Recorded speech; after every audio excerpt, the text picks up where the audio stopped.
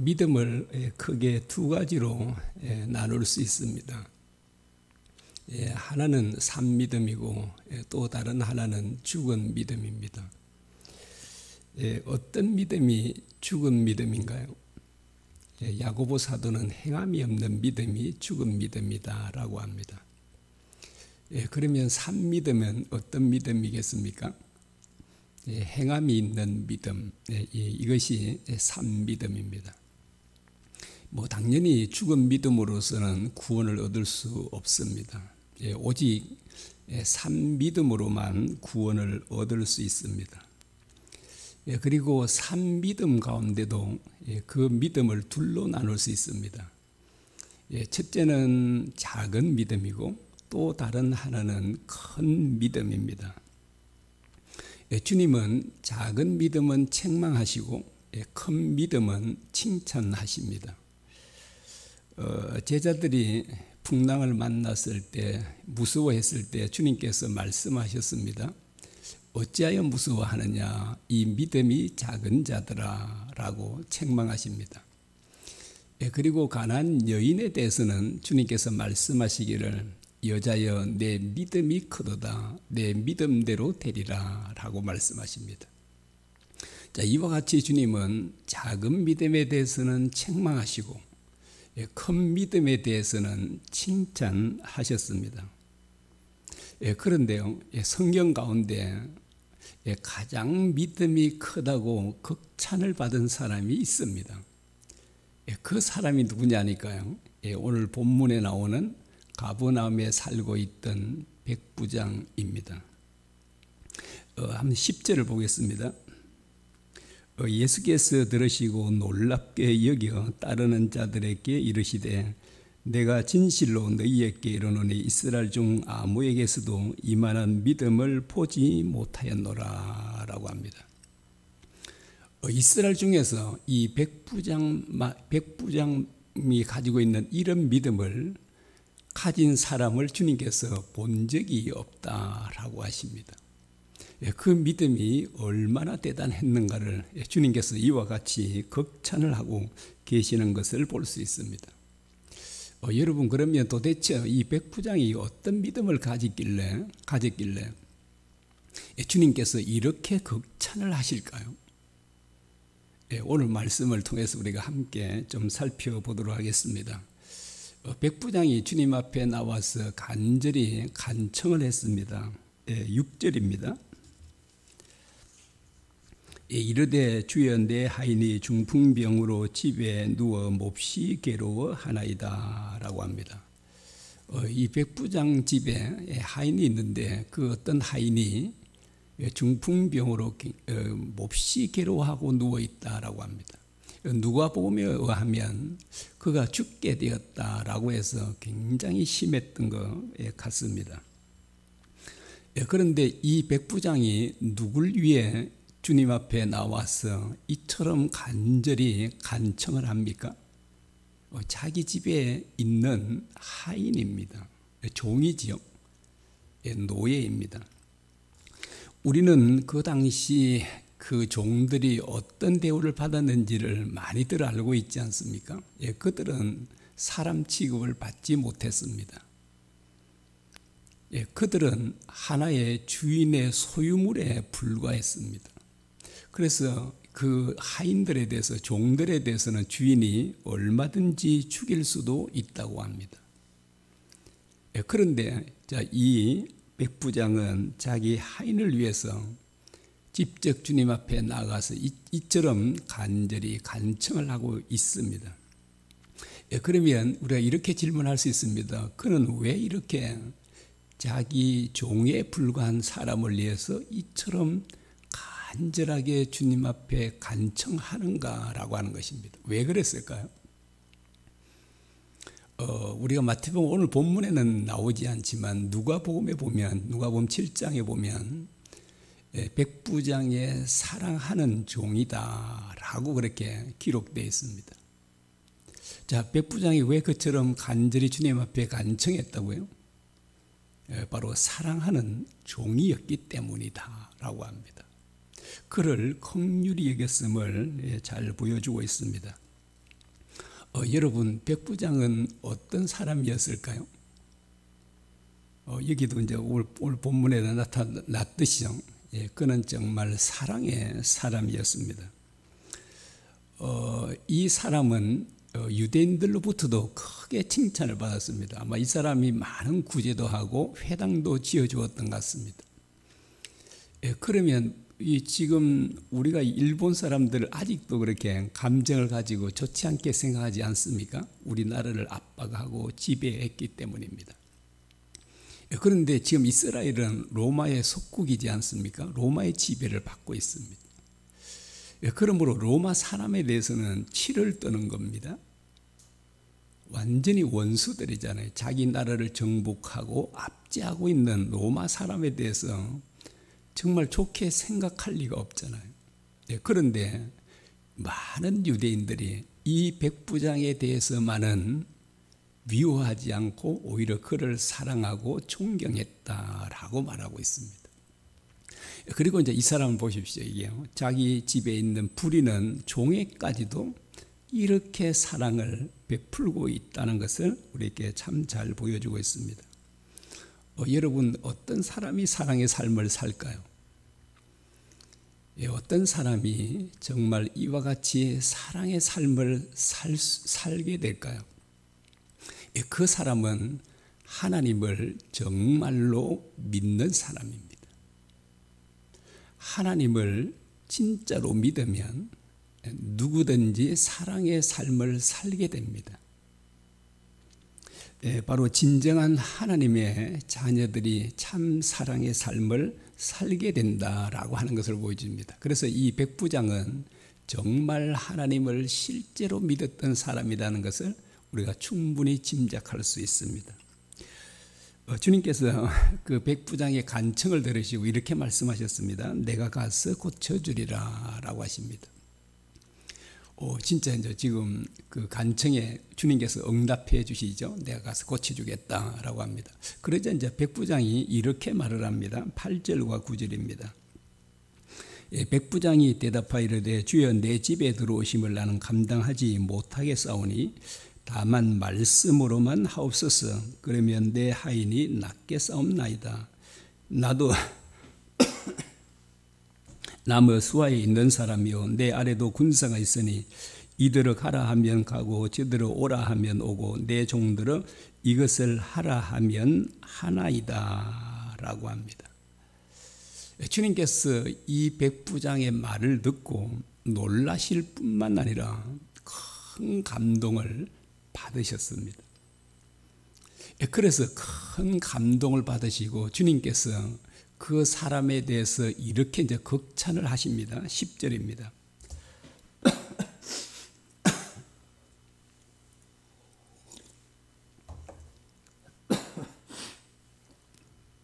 10절입니다.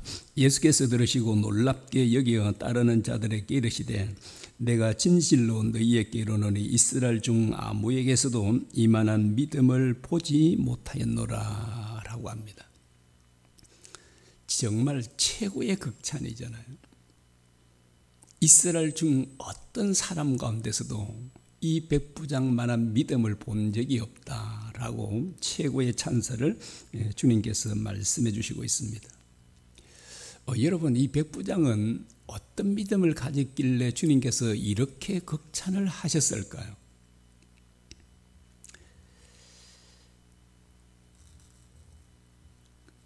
그의 말을 통해서 그의 믿음을 확인할 수 있습니다. 우리 첫 번째 우리가 이 말씀 보겠습니다. 그 8절이죠. 주여 내 집에 들어오심을 나는 감당하지 못하겠나이다 라고 합니다. 이 백부장은 주님을 자기 집에 모실 자격이 자기에게는 없다라고 지금 말하고 있습니다. 왜 그럴까요? 주님은 어마어마한 분이시고 자기는 너무나도 비천한 사람이어서 주님을 자기 집에 모실 자격도 자기에게는 없다 이렇게 말을 하고 있습니다. 여러분, 세상적인 관점으로 보면 이것은 말이 안 되는 말이에요. 오히려 어떻게 말해야 되죠? 이걸 바꾸어서 말을 해야 되는 것입니다. 세상적인 관점으로 보면. 왜냐하면 이 백부장은 주님보다 훨씬 더 막강한 권력을 갖고 있었기 때문입니다. 주님과 이 백부장을 비교해 보면 정말 충분히 우리가 알 수 있습니다. 여러분, 누가 나이가 많았을까요? 당시 예수님은 이때가 이제 사역 초기잖아요. 초기였으면 아마 30세쯤 되셨겠죠. 백부장은요, 적게 잡아도 40세가 넘었을 겁니다. 어쩌면 50세가 넘었을지도 모릅니다. 나이 차이만 해도 백부장이 훨씬 더 어른이에요. 예수님보다. 예수님은 젊은 한 청년에 불과합니다. 우리 외에도 30살인가 30하나인가요? 청년이 나오잖아요. 이 나이도 그렇고요. 세상적인 권력은요, 예수님은 전무하시고 이 백부장은 진짜 100명을 거느리는 장교잖아요. 이것은 막강한 권력을 가진 겁니다. 특별히 왜 그러냐면, 이 백부장은 로마 제국의 백부장이잖아요. 이스라엘을 지배하고 있지 않습니까? 그러므로 이스라엘 왕도 이 로마 제국의 백부장을 함부로 할 수 없습니다. 그만큼 이 사람은 막강한 권력을 갖고 있습니다. 여러분, 재산 규모로 봐도 어떨까요? 예수님의 집은 글쎄 방 한 칸이 될런지 어떤지 모르지만 백부장은요, 상당히 저택에 살았을 것입니다. 그래서 말을 바꾸어서 해야 되잖아요. 당신은 우리 집에 들어올 자격이 없다, 이렇게 해야 되는데 이 백부장은 다르게 얘기하지 않습니까? 나는 정말 주님을 우리 집에 모실 자격조차 없습니다. 이렇게 지금 얘기를 하고 있음을 보게 됩니다. 여러분, 왜 백부장이 이렇게 말을 했을까요? 세상적인 관점으로 보면 자기가 훨씬 더 막강한 권세를 갖고 있는데 왜 이렇게 말을 했을까요? 그는 바로 예수님이 메시아와 하나님이신 것을 실제로 믿었기 때문에 확신하고 있었습니다. 그의 말은요, 이 백부장의 말은 세례 요한의 말과 일치합니다. 세례 요한도 이렇게 말했습니다. 나는 그의 신들 자격조차 없다라고 합니다. 그리고 이제 또 어떤 복음서에 보면 세례 요한이 말하죠. 나는 예수님의 신발끈을 풀 자격도 없다, 이렇게 합니다. 여러분, 옛날에 그 종들은 당연히 주인들의 신발끈을 풀고 하잖아요. 신발 들고 다닐 수도 있고. 그런데 세례 요한은 예수님과 자기를 비교할 때 자기는 신발 들 자격도 없고 자기는 신발끈을 풀 자격도 없다라고 이렇게 이 얘기를 하고 있는데, 지금 누구와 말이 똑같이 한 거죠? 이 백부장도 그런 거잖아요. 주님께서 우리 집에 오심을 나는 감당할 수 없습니다. 나는 감당할 자격이 없습니다. 그렇게 지금 바로 이 세례 요한과 똑같이 말을 하고 있음을 보게 됩니다. 그리고 세례 요한은 예수님을 증거하기를 예수님은 하나님의 아들이라고 증거했습니다. 그래서 이 세례 요한과 백부장은 예수님을 메시아와 전능하신 하나님으로 믿었음을 이렇게 잘 보여주고 있습니다. 그 세례 요한은 뭐 또 특별히 하나님의 부르심을 받은 사람이고 이스라엘 사람이잖아요. 그런데 백부장은요, 이스라엘 사람도 아니잖아요. 이방인이에요. 그런데 이방 사람이 어떻게 이런 믿음을 가졌을까? 정말 너무나 대단하지 않습니까? 정말 이스라엘 사람 가운데도 이만한 믿음을 본 적이 없을 정도로 정말 대단한 믿음을 이 이방 사람인 백부장이 가지고 있었다라고 하는 것입니다. 자, 두 번째는요, 다만 말씀으로만 하옵소서 그러면 내 하인이 낫겠사옵나이다 라고 합니다. 자, 이 백부장은 권세에 대해서 정확하게 알고 있었습니다. 여러분, 부하는 상관의 명령에 절대 복종해야 되잖아요. 이걸 잘 알고 있었어요. 종들은요, 주인의 명령에 절대 복종해야 되잖아요. 그래서 이제 백부장이 자기 위에도 상관이 있고 자기 아래도 부하가 있는데 자기 부하들에게 종들에게 어떤 것을 명령하면 그들은 당연히 지켜나요. 오라 하면 오고 가라 하면 가고. 자, 그래서 이 백부장은 권력이 어떤지, 권세가 어떤지를 크기에 대해서 정확하게 알고 있었던 것을 보게 됩니다. 로마 황제는 엄청난 권세를 가진 사람이잖아요. 그럼에도 불구하고 로마 황제는 중풍병을 고칠 수 없습니다. 폭풍과 바다도 잠잠케 할 수 없고 죽은 자도 살려낼 수 없습니다. 그런데 예수님은요, 정말 어떤 권세도 갖고 있지 않는 주님, 정말 한 청년에 불과한 그 예수님께서는 중풍병도 고칩니다. 폭풍과 바다도 즉시 한마디 말씀으로 잠잠케 하십니다. 죽은 자도 살려내십니다. 여러분, 주님께서 왜 이처럼 놀라운 능력과 권세가 있을까요? 여러분, 주님께서 말씀하시면 모든 것들이 그대로 이루어지잖아요. 어떻게 주님에게는 이런 놀라운 능력과 권세가 있겠습니까? 주님은 모든 만물의 주인이시기 때문에 그렇습니다. 주님께서는 하늘과 땅의 모든 권세를 가진 절대 주권자이십니다. 그래서 그분의 한마디면 모든 것들이 그대로 이루어진다라고 하는 것을 보여줍니다. 주님은 온 우주 만물을 창조하셨다고 요한복음 1장 3절에 말씀합니다. 모든 만물이 그로 말미암아 지은 바 되었으니 지은 것이 그가 없이는 된 것이 하나도 없느니라 라고 합니다. 주님께서 무엇으로 만물을 창조하셨습니까? 말씀으로 그렇게 말합니다. 말씀으로. 그래서 요한복음 1장 3절에 모든 만물을 우리 주님께서 창조하셨다라고 하는데, 그리고 어떻게 창조했다고요? 말씀으로 하셨다고 합니다. 빛이 있으라 말씀하셨습니다. 그러자 그대로 빛이 있고, 궁창이 있으라라고 하니까 궁창이 그대로 생겨나고, 그리고 묻이 드러나라 하니까 땅이 또 생겨나고, 그 주님께서 어떤 것이든 말씀하면 그대로 이루어졌습니다. 여러분, 하늘의 별들은 우리 지구보다 100만 배 큰 것도 많다고 그러잖아요.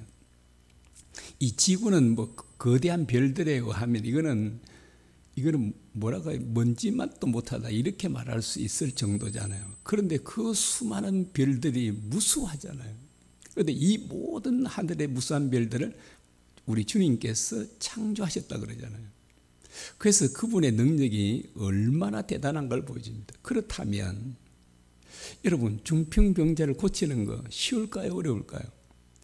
이거는 흔히 말하잖아요. 식은 죽 먹기보다 더 쉬운 일이지 않습니까? 그래서 이 백부장은 주님께서 말씀만 하셔도 내 하인은 낫겠나이다라고 합니다. 주님의 말씀은, 이 백부장은 시공간을 초월한다는 것도 알고 있었습니다. 그래서 주님께서 이 자리에 우리 한국 땅에서 말씀하셔도 미국에 있는 중풍병자도 고칠 수 있겠죠.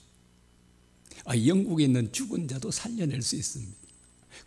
어떤 것도 장애가 되지 않는 것입니다. 그분에게 있어서는. 주님께서 말씀하십니다. 가라앉되 믿은 대로 될지어다 라고 하자 어떻게 됐다고요? 즉시 하인이 나았다라고 합니다. 당연하겠지. 두말할 필요도 없잖아요. 그 어마어마한 능력의 주님께서 말씀하시는데 안 될 리가 없잖아요. 그래서 즉시 나았다라고 합니다. 주님을 믿는다고 하는 그리스도인들이요, 왜 변하지 않을까요? 다 교회 다니고 예배도 드리고 기도도 하고 그렇게 주님을 믿는 사람들은 많은데 왜 사람들은 그처럼 변화되지 않겠습니까? 그것은 전능하신 하나님을 실제로 믿지 않기 때문에 그렇습니다. 주님을 실제로 믿으면요, 정말 백부장처럼 실제로 믿으면 주님을 마음 중심에 모시지 않을 사람이 없습니다.